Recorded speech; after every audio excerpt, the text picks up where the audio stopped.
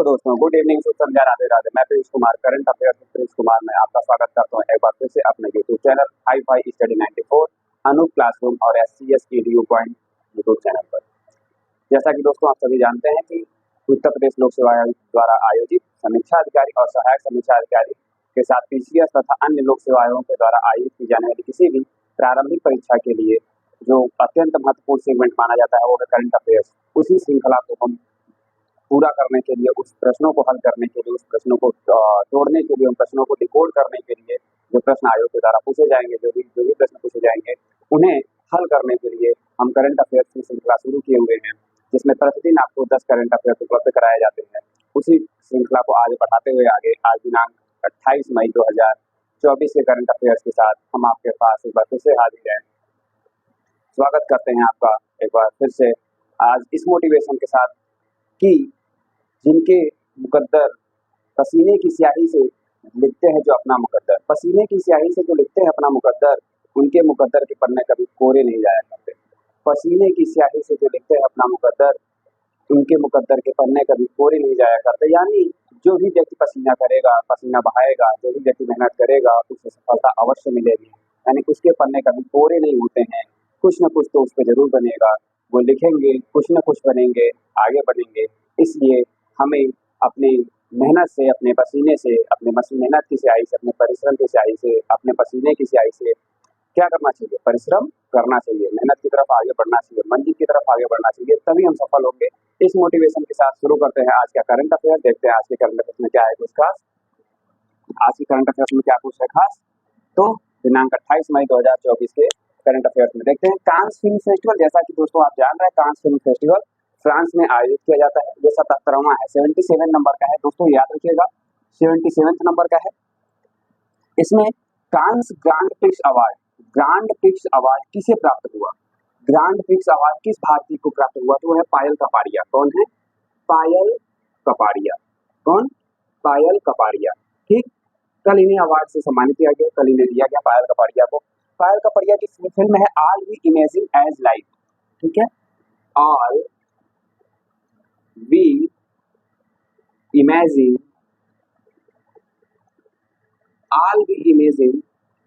As life.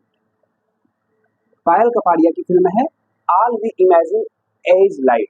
All we imagine as life film को grand prix श्रेणी में क्या दिया गया? कांस फिल्म अवार्ड मिला। जैसा कि दोस्तों आपको पता ही है, कांस फिल्म फेस्टिवल में इस बार भारत की तरफ से 4 फिल्मों ने अवार्ड अपने नाम किए। चारों फिल्मों के नाम हम एक साथ यहाँ पे लिख देते हैं।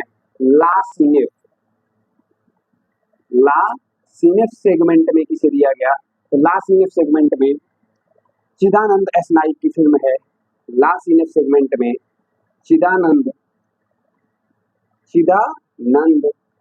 S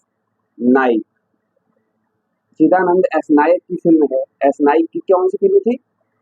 sunflowers word to first ones to know. Sunflowers कौन सी फिल्म थी? सनफ्लावर्स याद रखेंगे तो आपका काम हो जाएगा। Sunflowers were the first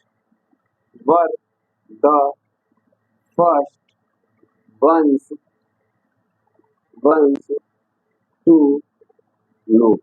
sunflower were the first ones to know. Sunflower were the first ones to know जो फिल्म है सनफ्लावर्स। इसी श्रेणी में लास्ट सीनियर की श्रेणी में भी जो ये तो पहला फर्स्ट प्राइज था इनके लिए, लास्ट सीनियर में थर्ड प्राइज मिला था मानसी को। इसको मिला था मानसी, ये उत्तर प्रदेश की है। इनकी फिल्म है बनी हुड। इनकी फिल्म का नाम है बनी हुड। ठीक, बनी हुड। जैसा कि दोस्तों कल हमने आपको एक फिल्म और बताई थी अनसर्टेन रिगार्ड सेगमेंट में। ये तो हो गया दूसरा। तीसरा हो गया हमारा अनसर्टेन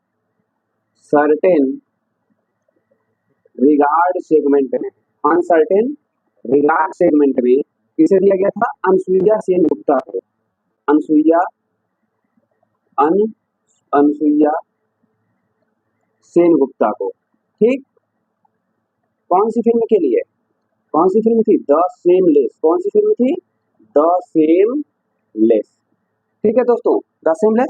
इसके डायरेक्टर कौन है? द सेमलेस फिल्म के डायरेक्टर कौन है? तो कॉन्स्टेंटिन बोजानो है। कौन है डायरेक्टर इसके? द सेम इसके डायरेक्टर कौन है? कॉन्स्टेंटीन, ठीक है, कॉन्स्टेंटीन बोजानो। कौन है? कॉन्स्टेंटीन बोजानो है। कौन है? कॉन्स्टेंटीन बोजानो। तो दोस्तों आज हमने देखा कांस फिल्म का, हमने तीनों जो चारों जो भारत की तरफ से अवार्ड फिल्मी है उनको मैंने दिखा दिया आपको। Payal, Payal Kapadia, all we imagine as light, Payal Kapadia की फिल्म है all we imagine as light को दिया गया कौन सा अवार्ड? Grand prix award. फिर लास्ट सीनियर 3D में चिदानंद रसनाई की फिल्म थी sunflowers were the first ones to know को सम्मानित किया गया। साथ में इसी में ही तीसरा अवार्ड मानसी बनीहुड को दिया गया, अनसर्टेन रिगार्ड सेगमेंट में दिया गया किसको? अनसुईया सेन गुप्ता को। उनकी फिल्म है द सेमलेस। इसको कॉन्स्टेंटीन बोजानो ने क्या किया था? डायरेक्ट किया था। क्या किया था?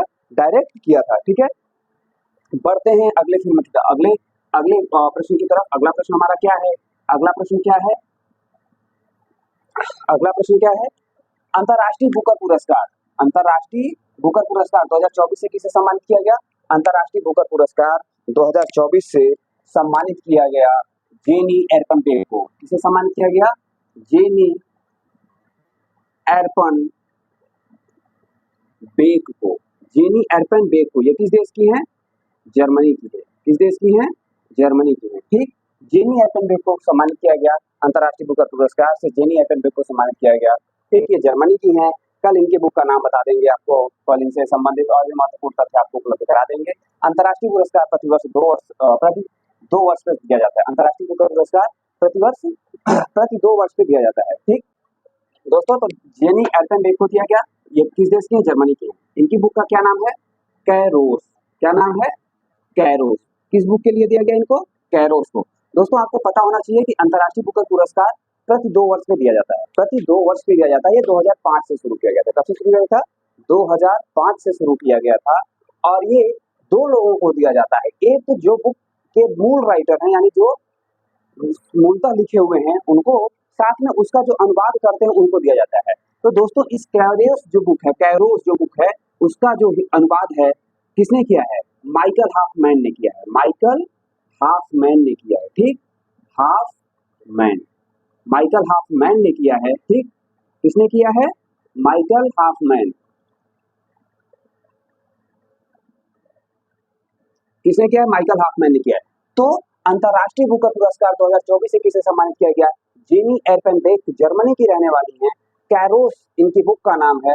माइकल हाफमैन इसके अनुवादक हैं। माइकल हाफमैन कौन है? अनुवादक हैं, ठीक। तो एनी बुकर पुरस्कार का अगर कोड याद करना चाहते हैं, बुकर जेनी, बुकर जेमा कैरोस, ठीक है। इंटरनेशनल बुकर जेनीमाई, इंटरनेशनल जेनीमाई कैरोस, ठीक। कोड याद रखिएगा, कोड याद रखिएगा। कोड अगर याद रखेंगे तो आपका ये प्रश्न आसानी से हल हो जाएगा। कोड क्या है? इंटरनेशनल बुकर जेनीमाई कैरोस, इंटरनेशनल बुकर जेनीमाई कैरोस, इंटरनेशनल बुकर जेनीमाई कैरोस। अगर ये कोड याद रखेंगे इंटरनेशनल बुकर पुरस्कार आ जाएगा। जेनी एरपनबेक को दिया गया, जर्मनी की रहने वाली है। माइकल हाफमैन, यानी माइकल हाफमैन ने इसका अनुवाद किया है। बुक का क्या नाम है? कैरोस नाम है। बुक का क्या नाम है? कैरोस नाम है। दोस्तों बढ़ते हैं अगले प्रश्न की तरफ। आईसीसी के द्वारा T20 वर्ल्ड कप 2024 का ब्रांड एम्बेसडर हाल ही में किसे नियुक्त किया गया? तो हाल ही में नियुक्त किया गया शाहिद अफरीदी को। किसे नियुक्त किया गया था? शाहिद अफरीदी को। किसे नियुक्त किया गया? शाहिद अफरीदी को नियुक्त किया गया। किसे नियुक्त किया गया? शाहिद अफरीदी को नियुक्त किया गया, ठीक है। शाहिद अफरीदी के अलावा और किसे किसे नियुक्त किया गया है? तो युवराज सिंह को नियुक्त किया जा चुका है। इससे पहले उसेन बोल्ट को नियुक्त किया जा चुका है, ठीक है। उसेन बोल्ट को नियुक्त किया जा चुका है। किसे नियुक्त किया? तो 3 लोग ब्रांड एम्बेसडर बनाए जा चुके हैं, शाहिद अफरीदी, युवराज सिंह और उसेन बोल्ट। शाहिद अफरीदी पाकिस्तान के रहने वाले हैं, पाकिस्तान के कप्तान भी रह चुके हैं। युवराज सिंह भारत के हैं, भारत के रहने वाले हैं। और उसेन बोल्ट वेस्ट इंडीज के रहने वाले हैं। उसेन बोल्ट वेस्ट इंडीज के रहने वाले हैं और ये धावक हैं, आपको पता ही होगा सबसे तेज दौड़ने वाले में इनका नाम रहता है। तो ICC world cup T20 world cup 2024 का आयोजन कहाँ हो रहा है? तो हो रहा है वेस्ट इंडीज। कहाँ हो रहा है? वेस्ट इंडीज और यूएसए की मेजबानी में। किसकी मेजबानी में? वेस्ट इंडीज और यूएसए की मेजबानी में, ठीक। किसके मेजबानी हो रहा है? वेस्ट इंडीज और यूएसए की मेजबानी में। आईसीसी के द्वारा, जो आईसीसी है वो कब इसकी स्थापना हुई थी? आईसीसी की स्थापना 1909 में हुई थी। कब हुई थी? 1909 में हुई थी आईसीसी की स्थापना। और आईसीसी में वर्तमान में 12 सदस्य हैं, जो कि क्या हैं? पूर्णतः सदस्य हैं, और 104 सदस्य वैसे हैं, ठीक। 12 सदस्य हैं, 12 सदस्य 1909 में इसकी स्थापना हुई है। आईसीसी की स्थापना 1909 में हुई है। वर्तमान में T20 वर्ल्ड कप 2024 का ब्रांड एम्बेसडर बनाया है इन्होंने। इसके द्वारा बनाया गया, शाहिद अफरीदी को बनाया गया है।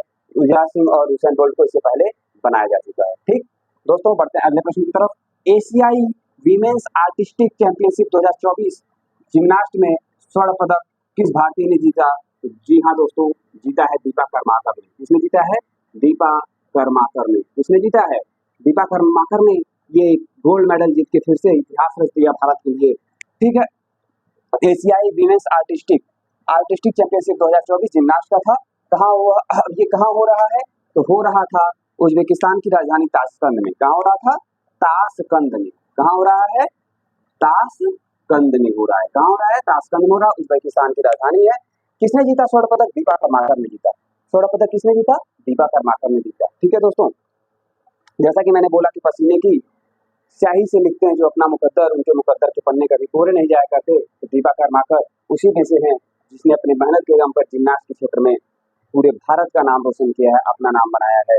तो वो एक इसका जीवंत उदाहरण है, और हम लोग भी उसी से उदाहरण बन सकते हैं, इससे सीख सकते हैं। जो विपरीत परिस्थितियां होने के बावजूद भी भारत का जिम्नास्ट की श्रेणी में प्रतिनिधित्व करनी है। और जब ओलंपिक गेम हुआ था तो वहां पे भी इन्होंने अपना बेहतरीन प्रदर्शन किया था, और चौथे स्थान पर रही थी। कुछ पॉइंट्स की वजह से ये मेडल जीतने से रह गई थी, किंतु भारत का जो नाम इन्होंने बनाया वो अपने आप में बहुत महत्वपूर्ण था, ठीक। अगला है चाड के नए राष्ट्रपति कौन बनाए गए? चाड के नए राष्ट्रपति कौन बनाए गए?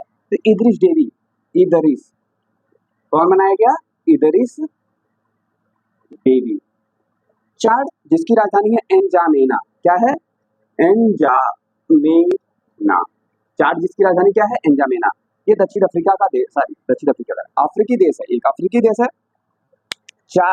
चाड वो देश है जिससे भूमध्य रेखा गुजरती है। चाड वो देश है जिससे भूमध्य रेखा गुजरती है, यानी भूमध्य रेखा पर स्थित देश है ये चाड जिसकी राजधानी एनजामेना। चाड के नए राष्ट्रपति कौन बनाए गए हैं? इदरिस डेवी बनाए गए हैं। चाड के नए राष्ट्रपति कौन बनाए गए हैं? इदरिस डेवी को बनाया गया है चाड का नया राष्ट्रपति, ठीक। अगला है वेरी वेरी वेरी इंपॉर्टेंट है, recipe for planet. Recipe for a livable planet. Recipe for a livable planet report किसके द्वारा जारी की गई? जी हाँ दोस्तों, वेरी वेरी वेरी इंपॉर्टेंट है। किसके द्वारा जारी की गई? वर्ल्ड बैंक के द्वारा जारी की गई। किसके द्वारा जारी की गई? वर्ल्ड बैंक के द्वारा जारी की गई। वर्ल्ड बैंक जिसकी स्थापना होती है 1945 ब्रिटेन वुड सम्मेलन में, ठीक है। ब्रिटेन वुड या ब्रिटेन वुड कुछ भी बोलते हैं, ब्रिटेन वुड, ठीक। तो वर्ल्ड बैंक और साथ में IMF, वर्ल्ड बैंक और IMF ब्रिटेन वुड सम्मेलन में एक साथ स्थापित किए गए। ब्रिटेन सम्मेलन के जुड़वा जो बच्चे माने जाते हैं वो IMF वर्ल्ड बैंक है, ठीक। IMF वर्ल्ड बैंक है, ठीक है। Recipe for a livable planet report के द्वारा की गई, वर्ल्ड बैंक के द्वारा जारी की गई, ठीक। वर्ल्ड बैंक स्थापना 1945 में हुई है। Recipe for a livable planet report है, वर्ल्ड बैंक द्वारा की गई। इसमें बताया गया कि सर्वाधिक कृषि प्रणाली में उत्सर्जन कर रहा है। कृषि प्रणाली के तहत कृषि प्रणाली में उत्सर्जन, कृषि खाद्य प्रणाली में उत्सर्जन किस कंट्री के द्वारा जा रहा है? तो भारत। कृषि खाद्य प्रणाली सर्वाधिक उत्सर्जन किसके द्वारा किया जा रहा है? भारत के द्वारा किया जा रहा है। किसके द्वारा? भारत के द्वारा किया जा रहा है। तो recipe for a livable planet report किसके द्वारा जारी की? वर्ल्ड बैंक द्वारा जारी की गई। अब वर्ल्ड बैंक से संबंधित उन तथ्यों को बता देते हैं। वर्ल्ड बैंक सम्मेलन की जुआ बहने भी या ब्रिटेन सम्मेलन जुआ बच्चे बोले जाती है। ब्रिटेन वुड अमेरिका में है, से में है। इसी सम्मेलन के द्वारा 1945 में स्थापित की गई थी। वर्ल्ड बैंक, ठीक है। एक है IBRD, एक है IFC, एक है MIGA, एक है ISIC, ठीक। IBRD, IFC, MEGA, ठीक है। तो वर्ल्ड बैंक में कौन कौन शाखाएं हैं? IBRD, IFC, MEGA, ठीक। और उसके बाद इसमें एक जो और शाखा है वो है IDA, ठीक है। IDA 5 शाखाएं हैं। 5 शाखाएं आईएफसी जो है 1956 में बनती है, आईडी 1908 में बनती है, लीगा 1988 में बनती है, आईसीड 1966 में बनती है और आईबी 1946-48 से काम करना शुरू करती है। ठीक, तो ये IBRD international bank for reconstruction and development, IBRD जो उपलब्ध है loan international bank for reconstruction development यानी पुनर्निर्माण की उपलब्ध कराती है। आईडीए सॉफ्ट लोन विंडो का यानी ये बहुत कम ब्याज पर धन उपलब्ध कराता है। आईडीए ये 50 वर्षों के लिए मतलब लॉन्ग टर्म लोन उपलब्ध कराता है। किसके लिए? लॉन्ग टर्म उपलब्ध कराता है डेवलपमेंट के लिए, विकास के लिए। जबकि आईबीआरडी देश में अगर हुआ है कोई चीज है उस वक्त जब डेवलपमेंट करना हो तो आईबीआरडी को उपलब्ध कराएंगे। आईएफसी यानी के लिए काम करती है, वो 1956 में जांच पड़ताल करती है। मीगा गारंटी देती है उन देशों को जो दूसरे देशों को लोन प्रदान करते हैं, दूसरे देशों को उधार देते हैं, मीगा गारंटी के लिए है। और आईसीड अगर किसी देश का झगड़ा हो गया है, किसी देश के विवाद हो गया इन्वेस्टमेंट या निवेश को लेके, उसे सुलझाने का जो काम करती है वो है आईसीड। कौन करती है? आईएसआईसीड। ठीक है, ठीक। तो बढ़ते हैं अगले प्रश्न की तरफ। अंतर्राष्ट्रीय फुटबॉल दिवस कब मनाए जाने की घोषणा हुई है? अंतर्राष्ट्रीय फुटबॉल दिवस 25 मई को मनाए जाने की घोषणा हुई है। कब मनाए जाने की घोषणा हुई है? 25 मई को। और किसके द्वारा मनाया घोषणा की गई है? यूनाइटेड नेशन के द्वारा की गई। किसके द्वारा की गई है? यूनाइटेड नेशन के द्वारा। यूनाइटेड नेशन जिसकी स्थापना कब हुई थी? 1945 में हुई थी। यूनाइटेड नेशन जिसकी स्थापना हुई थी कब? 24 अक्टूबर 1945 को। 24 अक्टूबर 1945 को। इसका मुख्यालय कहाँ पे है? न्यूयॉर्क में। कहाँ है? यूनाइटेड नेशन जिसका मुख्यालय कहाँ है? न्यूयॉर्क में। 1945 में इसकी स्थापना हुई है। यूनाइटेड नेशन जिसकी स्थापना 1945 में हुई है 24 अक्टूबर 1945 को। इसका मुख्यालय कहाँ पे है? न्यूयॉर्क में। कहाँ है? न्यूयॉर्क में है। ठीक, वर्तमान में पुर्तगाल के जो नागरिक हैं ये समय के अध्यक्ष हैं। आपको इनको कोड आपको कमेंट करके बताना है कि वर्तमान में यूनाइटेड नेशन के अध्यक्ष कौन है। ठीक, नहीं तो कल हम आपको बताएंगे। आपको ये होमवर्क रहेगा क्या है कि वर्तमान में यूनाइटेड नेशन के अध्यक्ष कौन है। चलिए अगले प्रश्न की तरफ बढ़ते हैं। अगला प्रश्न क्या है? आईपीएल 17 की विजेता टीम का क्या नाम है? आईपीएल 7 की विजेता टीम का कौन है? आईपीएल 17 की विजेता है केकेआर। कौन है? केकेआर। कौन है? केकेआर है। केकेआर ने तीसरी बार जीता है। कौन सी बार जीता है? तीसरी बार। 3 बार जीत लिया है। और जो आईपीएल 17 है वो कहाँ हुआ? चेन्नई में हुआ। कहाँ हुआ? चेन्नई में हुआ। कहाँ पे? चिदम्बरम स्टेडियम में। किस स्टेडियम में? चिदम्बरम स्टेडियम में हुआ आईपीएल 17। आईपीएल की शुरुआत कब से हुई थी? शुरुआत कब से हुई है?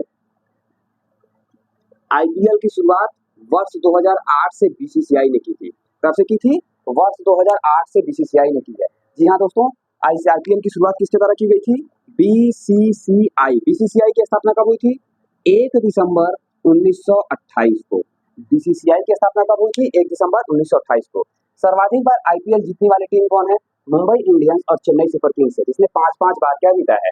वर्ल्ड ये आईपीएल का खिताब जीता है। इंडियन प्रीमियर लीग का खिताब चेन्नई सुपर किंग्स और मुंबई इंडियंस ने 5 बार जीता है। और जो रॉयल चैलेंजर्स बेंगलुरु ने एक भी बार खिताब नहीं जीत पाई है। जबकि आईपीएल विमेंस जो हुआ है 2024 में, उसकी जो विजेता टीम है रॉयल चैलेंजर्स बेंगलुरु है। रॉयल चैलेंजर्स बेंगलुरु है।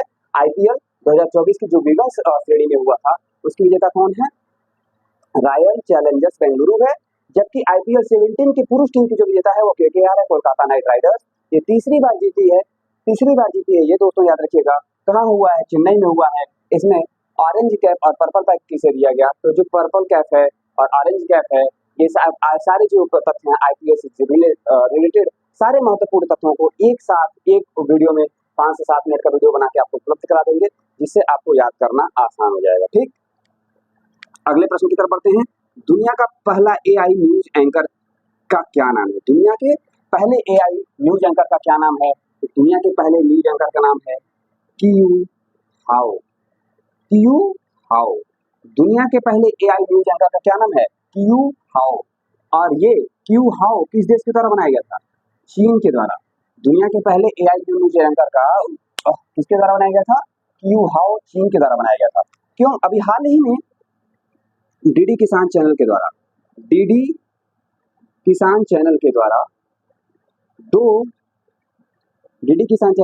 दो एआई न्यूज एंकर घोषित किया गया, बनाया गया, दिया गया। तो क्या क्या नाम है? एक का नाम है कृषि। क्या नाम है? कृषि। और दूसरे का क्या नाम है? भूमि। दूसरे का क्या नाम है? भूमि। दूसरे का क्या नाम है? भूमि। डीडी किसान डीडी किसान चैनल ने डीडी किसान ने 2 एआई कितने 2 एआई न्यूज एंकर अपने यहाँ स्थापित किया, संचालित रखा। उसका नाम है कृषि और भूमि। डीडी किसान चैनल के द्वारा कितने एआई न्यूज एंकरों को घोषित किया गया? तो 2 हैं, वो है कृषि और भूमि। ठीक है, डीडी किसान चैनल भारत में किसानों को हित में ध्यान रखते हुए, भारत के किसानों के हित को ध्यान में रखते हुए शुरू किया गया किसान चैनल था।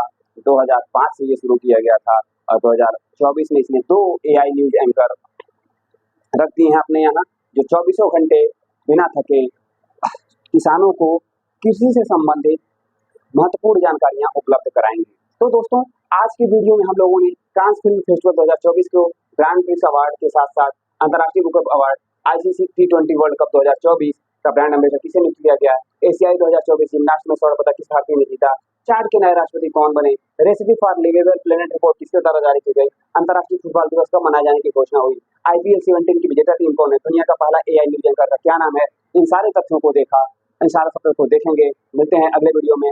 थैंक यू, धन्यवाद। तब तक के लिए चैनल को लाइक शेयर सब्सक्राइब करना ना भूलें। थैंक यू, धन्यवाद।